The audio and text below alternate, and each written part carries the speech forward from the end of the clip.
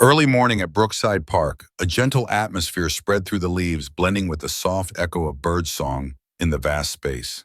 Maya Johnson, a 29-year-old young woman with long hair softly flowing, sat quietly on an old wooden stone bench. She was in no rush, simply enjoying a rare peaceful moment amid the bustling, noisy city. Her hand held a book, her eyes thoughtfully scanning each page, as if searching for something unspoken, an inner strength to face the challenges awaiting her ahead.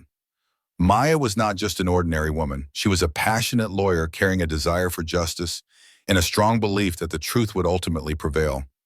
But inside her, there was an invisible pressure.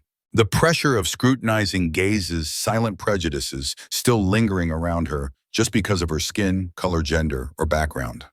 That was the pain of millions who had been forgotten, unfairly judged.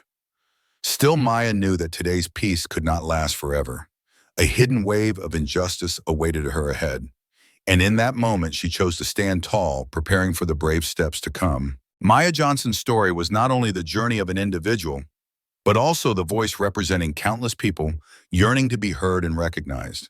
And that story would begin here. Before we get to the main content, please leave a comment to tell us where and what time you are listening to this story. We really want to know how far this story has traveled and how many hearts it has touched.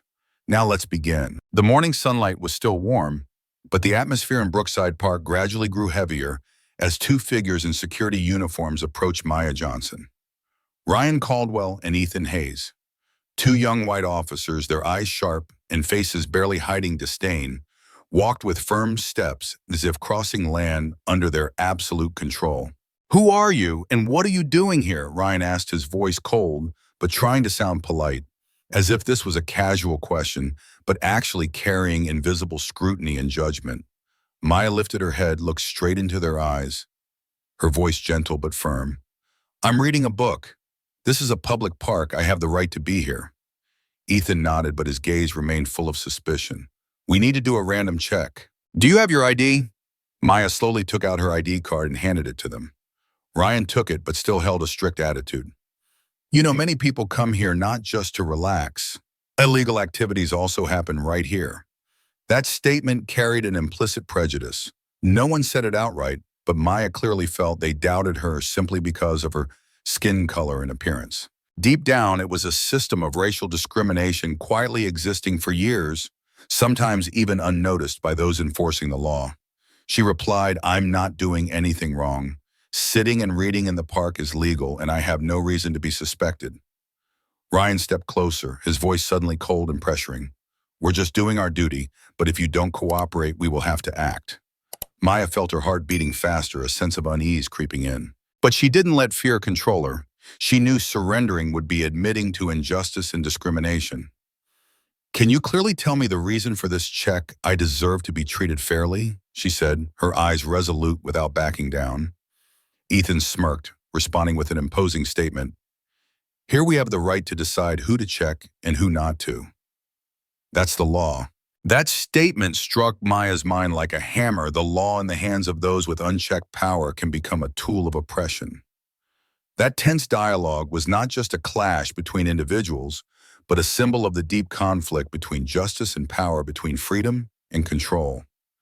The behaviors and attitudes of Ryan and Ethan reflected a pattern of systemic abuse of power within security forces. It was a place where personal prejudices, lack of multicultural training, and work pressure sometimes unconsciously created injustice. Across America, similar stories happened every day. From unreasonable traffic stops, unnecessary questioning, to harassment and abuse of power. People of color and minority groups were always the main targets. Maya knew today's confrontation was not only about proving personal rights, but also part of a larger fight, the fight against institutionalized discrimination and injustice. When Ryan and Ethan finally returned her ID and allowed her to continue, Maya did not feel victorious. She only saw more clearly than ever that the road ahead was still long and full of challenges. And in her heart, the flame of determination burned stronger than ever before. The light in the small room was insufficient to dispel the darkness engulfing Maya's soul. The heavy iron door closed behind her, separating her from the outside world, where she had once felt peace, even if only for a fleeting moment. Now in the cold and soulless room, Maya stood alone, her eyes lifted to the empty iron chair before her, a vague sense of confusion rising within her. Officer Ryan Caldwell stepped forward, his gaze cold and utterly devoid of sympathy. "Sit down," he ordered, his voice leaving no room for resistance. Maya moved forward and sat down on the chair, trying to remain calm. But inside, fear and anger intertwined, creating a fierce storm. "We need to conduct a more thorough inspection," Ryan said, pulling a razor from his pocket. "Cutting your hair to make sure there's nothing unusual." Maya stared at the tool, memories of painful stories from history vividly surfacing, black women stripped of their freedom, having their heads shaved as a form of humiliation and control. This act had been a symbol of oppression during the era of slavery and deep racial discrimination in America. "You can't do this to me," she said, her voice trembling, but full of courage. "It's an insult. It's a deprivation of human dignity." Ryan replied coldly without hesitation. "This is our regulation. You must comply." Another female security officer, Emily, stood nearby, her eyes showing a hint of unease, but she dared not intervene. Her silence was complicity, making the act even heavier. Maya felt each lock of hair falling to the floor, each strand symbolizing stolen freedom and identity. The pain was not just physical but spiritual, as she realized she was being turned into an object, a symbol of oppression. Silent tears fell, but Maya did not let them blur her will. She knew this act was not only a personal injury, but also a symbol of a corrupted power system, where power becomes a tool to suppress and destroy people. Shaving the head was not a random act. It had once been a weapon of oppression, a symbol of erasing individuality, a way for oppressors to assert control and make the oppressed feel powerless. In that moment, Maya understood she was not only fighting for herself, but for all those who are and will have to endure this injustice. She silently vowed, "They can cut my hair, but they cannot cut my will, cannot take away my spirit." And from the depths of that pain, a flame ignited, burning stronger and fiercer than ever before. The weak light in the security room could not warm Maya Johnson's cold soul. The feeling of emptiness and hurt wrapped around her like a thick veil. But in that very moment, Maya knew surrender was unacceptable. She sat silently without a word of protest, without a sigh, only her eyes ignited by a blazing flame of determination. That silence was not weakness, but a form of powerful spiritual strength, the strength of one who refuses to let injustice and cruelty steal their will to live. Maya recalled her mother's teachings from childhood. "My daughter, no matter how life crushes you, hold on to your heart and never let it go out." She took a deep breath, each gentle inhale filled with vitality, bringing into her mind the calm needed to overcome the heavy burden ahead. On the other side of the room, the security officers continued their duty with cold indifference, unaware they were standing before a woman whose strength they had never fully understood. Ryan Caldwell, who had just shaved Maya's head, tried to look at her with a scrutinizing gaze, but could find no submission there. He blurted out, almost to himself, "Why don't you scream? Don't react like others do." Maya answered, her voice soft but sharp, "Because I know that screaming only makes them stronger. My silence is silent resistance, the strength to overcome those who want to destroy me." Maya's calmness and inner strength inspired not only herself, but all who had experienced pain and been harmed by discrimination and injustice. It was proof that although the body can be hurt, the spirit can remain strong and unconquerable. On deeper analysis, Maya's inner strength was the result of a long journey of endurance, learning, and self-understanding. It was nurtured by family values, belief in justice, and the desire to change the world. In history, many civil rights activists had relied on that spiritual strength to stand against injustice. Names like Rosa Parks, Harriet Tubman, and Angela Davis all experienced dark moments, but never allowed fear to control them. Maya was now part of that historical current, a woman who did not let pain become a burden, but transformed it into strength to fight for herself and her community. And in that silent, powerful moment, Maya was not only protecting her own dignity, but also lighting a flame of hope for those facing the darkness of injustice. Morning light streamed through the tall glass windows, casting rays onto the ancient oak table in the district courtroom. The heavy door slowly opened, and all eyes turned to the person entering. Maya Johnson, with her shaved head, the lasting mark of a cruel act, stood firm, taking confident and proud steps forward. The atmosphere in the room seemed to choke in that moment amid sighs and surprised looks mixed with awe and respect. No one had expected that someone who had been humiliated and stripped of dignity could appear in the judge's seat with such radiant presence. Everyone involved in the trial, from lawyers and witnesses to court officials, was drawn to the stark contrast: a cold-shaved head symbolizing pain, but eyes shining brightly, radiating power and justice. "How do you feel standing here today?" Maya, a reporter, asked, his voice echoing throughout the courtroom. Maya did not answer immediately. She took a deep breath, her eyes sweeping across the faces present. Then she spoke, her voice firm yet full of emotion. "I stand here not just for myself. I stand for all those who have been overlooked, silenced in the face of injustice. My head may be shaved, but my spirit is full of life, and justice will be served." The contrast between a wounded body and spiritual power created an undeniable climax. Maya was not simply a victim, but a symbol of resilience and strength. Moreover, her presence on the judge's bench highlighted the complexity of racial issues within the justice system, where victims and offenders are sometimes separated only by looks and prejudice. The defense lawyer, visibly surprised, tried to focus on the case file, but could not hide the wavering tone when facing Maya. "Can you explain more about how you felt going through that experience?" Maya replied with a simple but powerful statement. "It was pain, but it was also strength. And today that strength has been turned into justice." The story reached its peak as everyone realized that power is not something to trample others with, but to protect truth and fairness. Today's trial was not just a personal case. It was a declaration of change, a belief in a future with no place for discrimination and abuse of power.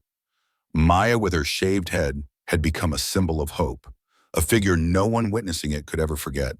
The courtroom lights illuminated every corner, highlighting the tense faces of those present. The justice trial, with Maya Johnson and her experienced legal team defending her, was not merely a legal debate. It was a battle of truth and power, where every piece of evidence, every testimony, carried the weight of deciding the fate of a system weakened by abuse of authority. Maya sat upright at the witness table, her eyes fixed on the large screen above, where the video footage of her being forcibly shaved was replayed repeatedly. The vivid images pierced the minds of everyone in the room, making the atmosphere stifling and suffocating. Maya's attorney stood, voice steady, full of emotion, yet professional. "Your Honor, what you have just witnessed is a serious violation of human rights. This is not only a personal incident, but a clear manifestation of abuse of power and racial discrimination within the security forces." He paused briefly to give the courtroom time to absorb and reflect. Then continued, "We have testimonies from many witnesses, both direct and indirect observers of this act. Audio recordings and internal reports have also been presented as indisputable evidence." The video played again, this time showing Maya lifting her head high, refusing to submit despite her harmed body. Her testimony echoed clearly and powerfully, "I am not just a victim. I represent the voice of millions oppressed. I demand justice and transparency." However, the accused side security officers, Caldwell and Ethan Hayes, were not easily defeated. Their defense lawyer stood cold and sharp in tone. "Your Honor, the officers' actions in this case were carried out in accordance with proper procedures and current laws. They were merely performing their duties to ensure security and order." He quickly cited reasons to mitigate the officers' responsibility and even questioned the authenticity of Maya's evidence and testimony. The legal battle in the courtroom was not just a war of words, but a test of perseverance and justice. Maya and her legal team faced barriers from the law, organizational culture, and external pressures. Legal analysis showed that prosecuting police officers for abuse of power is always a great challenge. The legal system sometimes prioritizes protecting law enforcement over citizens, and gathering convincing evidence is far from easy. Maya understood clearly that to win, she needed not only truth and evidence, but also public consensus and the strength of the community standing behind her. The trial lasted for many days, each one a tense psychological and legal battle. Maya faced moments of exhaustion and frustration, but she never let those feelings dim her ideals. "Justice doesn't always come quickly," she once told a colleague, "but perseverance and faith will make sure it never disappears." And that trial, through each piece of evidence, each testimony, and every moment, gradually became a symbol of a struggle, not only for Maya, but for all who desire a fairer society. Daylight spread over the city square where thousands gathered, holding brightly colored banners, chanting slogans echoing through the streets. The story of Maya Johnson, the young lawyer with the proud shaved head, had become a powerful inspiration throughout the community. People from all classes, races, and ages came together, raising their voices against injustice, abuse of power, and racial discrimination. They stood not only with Maya, but for millions who have endured, are enduring, and will endure unfair treatment. At the center of the protests, Sarah, a veteran community activist, spoke passionately, "We cannot stay silent in the face of growing abuse of power. Maya is not alone. We are the strength of change." Around her, words of support and similar stories about racial discrimination and abuse in security forces were shared. The power of unity and collective voice was palpable. The movement quickly spread not only within the city, but to neighboring towns and social media. The hashtag #JusticeForMaya, along with videos and articles sharing her story, became a phenomenon attracting millions of followers and comments. Maya's story was compared to great civil rights movements, especially Black Lives Matter, a movement that created profound change across the U.S. and worldwide. Like Black Lives Matter, this story awakened awareness about fairness, human rights, and called for community action. Lynn, a university student participating in the protest, shared, "This is not just Maya's story, it's our story. Each of us has a responsibility to stand up against injustice." Social organizations, civil rights groups, and many prominent individuals also voiced support for Maya, creating significant pressure on authorities to handle the case seriously and fairly. The power of media and community connection became a strong tool for changing perceptions and pushing for action. It showed that even a small individual could achieve miracles when supported by a strong community. But at the same time, the movement faced serious challenges. Opposition from conservative groups, excessive protection from police unions, and internal social conflicts created barriers not easily overcome. However, the spirit of resistance remained alive. Maya and the community knew that unity was the greatest strength to face and overcome all difficulties. At a press conference, Maya said, "We are not just fighting for ourselves, but for a fairer future. Every step today builds a society where everyone is respected and protected." Cheers rose and determined eyes seemed to light up the dark sky. The struggle was not merely personal, but a declaration of change and hope. Lights in the police union meeting room illuminated tense faces, clearly reflecting the internal conflicts and pressures underway. Today's meeting was not just about a single case, but a symbol of the deep ideological battle between traditional power and societal demands for change. Thomas Barrett, president of the police union, stood up, his voice firm and defensive. "We stand by the officers who perform their duties with dedication and high risk. Every one of us deserves protection against unproven accusations." This defense, while showing solidarity, made the public and supporters of justice feel as if the union was shielding misconduct and abuse of power. On the other side, social activists, lawyers, and many politicians spoke out in opposition. They argued that the police union was obstructing necessary reforms, preserving a system that protects wrongdoing instead of prioritizing community interests. Politician Emily Santos, representing an area with a large population of people of color, stated at a press conference, "We cannot let personal interests block the necessary changes for fairness and transparency. The police union must understand they serve the community, not protect misconduct." Pressure from both sides created a tense battle within city government. Reform advocates faced fierce resistance, not only from the union, but also from related interest groups. Those difficulties and obstacles appeared in many forms, from delaying reform bills, hindering independent oversight, to campaigns aimed at diverting public attention. Meanwhile, police officers faced pressure to protect each other while also desiring reform and working in a fairer environment. Internal divisions made the process of change more complicated and prolonged. Sociologist David Kim remarked, "The ideological battle between protecting personal interests and demanding transparency is the key reason police reform struggles to succeed quickly. What's essential is consensus from all sides and the community's persistent perseverance." Despite fully aware of these challenges, Maya remained steadfast in her goal. She understood that systemic change could not happen overnight, but required an unending struggle involving all parties. At a community workshop, Maya said, We must face the truth directly and keep speaking out. Only when everyone joins hands can every barrier be broken. The story about the police union and political pressure demonstrated that in any social struggle, strong forces will always resist. But from that resistance, determination and unity become more important than ever. And that fight, despite its difficulties, continues with an unextinguished flame of hope. Morning light softly shone through the community room's window, where Maya Johnson stood before a young, passionate crowd. From someone deeply wounded, Maya had now become an inspiring flame, a leader standing firm in the fight against racism and abuse of power.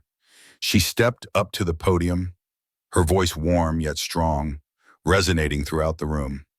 I was once a victim of injustice, but I learned that pain is not to bring us down, but a motivation to rise stronger. Maya shared her story with eager young listeners.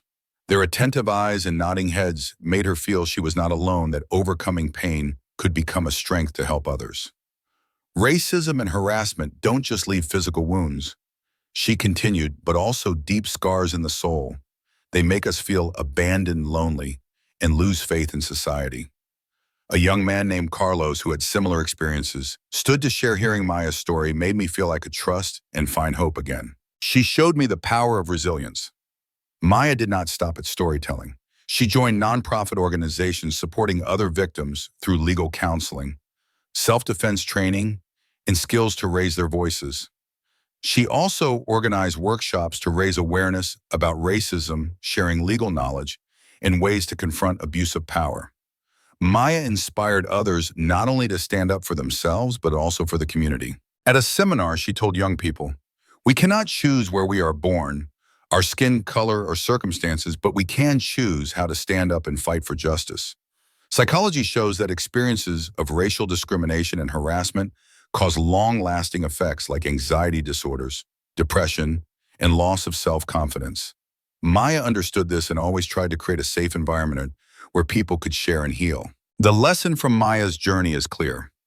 Every individual, no matter how small, can create change if they dare to stand up and act. The power of empathy and community solidarity is the key to eliminating injustice.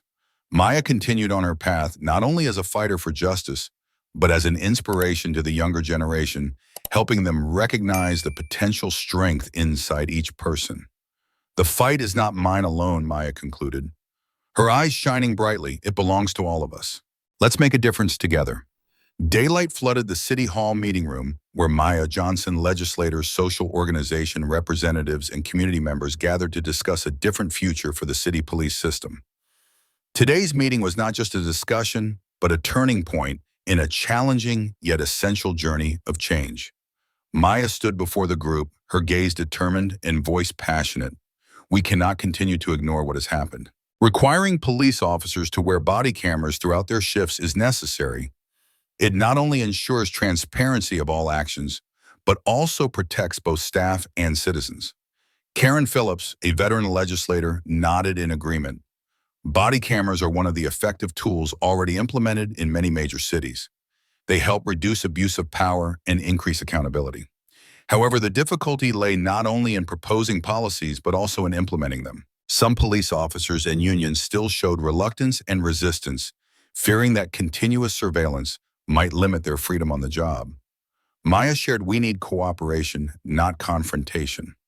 Multicultural training and raising awareness within the police force are also crucial parts of the reform process. When they better understand the communities they serve, respect and empathy will be built. Michael Tran, representing a nonprofit supporting minority communities, emphasized multicultural training isn't just a course.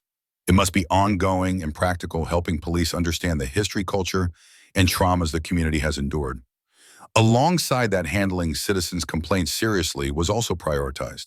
Maya and activists proposed an independent system to receive and investigate reports, preventing cover-ups and unfair internal protection. These reform efforts did not go without fierce backlash. Conservative groups and some officers still believed these changes challenged traditional authority and their work efficiency.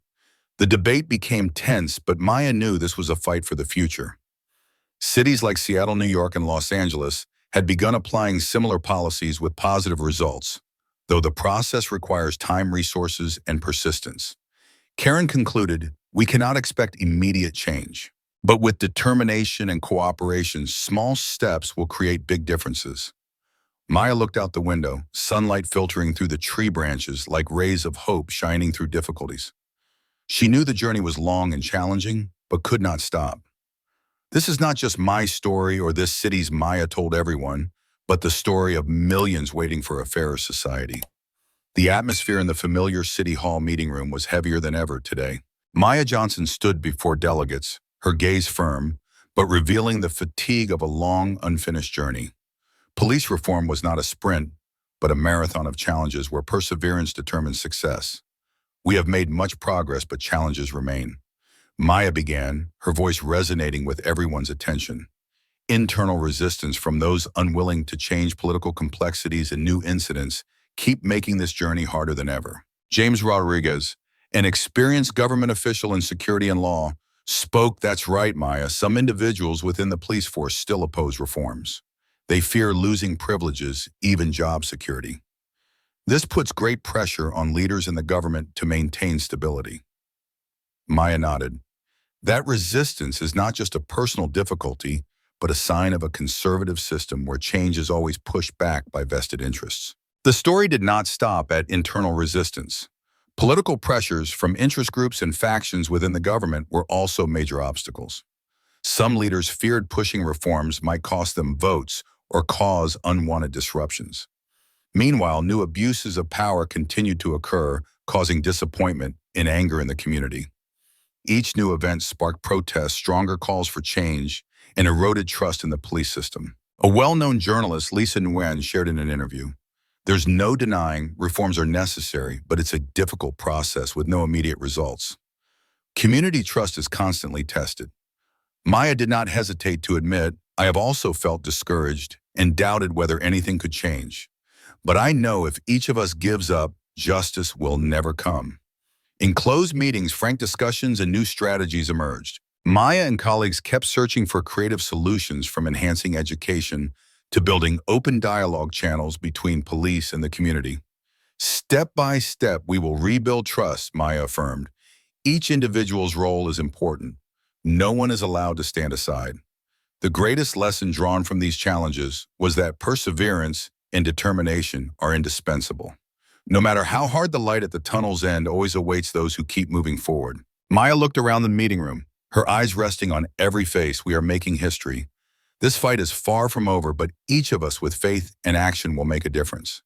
Outside the window, the city remained bustling and busy, but in the hearts of everyone attending today's meeting, a new flame had been lit, the flame of hope, change, and justice. Maya Johnson stood quietly in the vast space of Brookside Park, a place that had witnessed the hardest moments of her life. A gentle breeze stirred the lush green leaves, carrying the breath of earth and sky of hope and new life. She looked toward the distant horizon where the dawn's light was beginning to break, signaling a new day filled with opportunities and challenges. Within Maya was a strange peace, not because of all she had overcome, but because she knew she was not alone. Around her was a vast community, friends, colleagues, and millions of kindred hearts worldwide, standing together to fight for justice and fairness. "This journey is not over," Maya whispered to herself, "but every step, no matter how small, is part of a great change." She turned to those gathered nearby, their attention focused, and spoke with a gentle yet compelling voice. "You can be part of this story too. Speak up when you witness injustice. Act to protect the vulnerable. And hold fast to your faith in justice, even when the world sometimes seems to challenge it." A young friend beside her, eyes shining with hope, asked Maya, "How do we keep that strength through the hardest times?" Maya smiled and answered, "Strength comes from unity and perseverance. When we know no one is left behind, when we fight together for what is right, that is the greatest strength." The story of Maya Johnson is not one ending in perfection or absolute victory. It is a story of resilience, of those who dare to stand in the darkness, and of a community that never remains silent in the face of injustice. If this story touches your heart, subscribe to our channel to continue sharing stories that have the power to change society. Because only when we speak together does justice cease to be a distant dream. And remember, in this world, nothing is more dangerous than the silence of those who know what is right but choose to turn away. 第三 The story has ended, but your journey and mine ours has only just begun.